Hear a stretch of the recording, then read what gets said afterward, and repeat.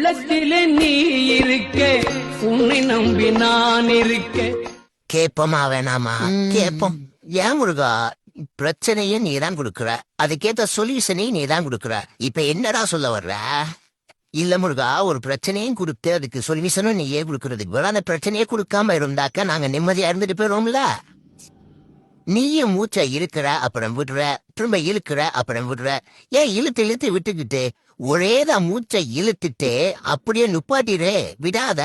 முருகா, இவனுக்கு அந்த டவுட் கேட்டதுக்கு ஆளை போட்டு தள்ள போவியா? என்னடா வாழ்க்கைனா பல கஷ்டம் வரதாண்டா செய்யும்.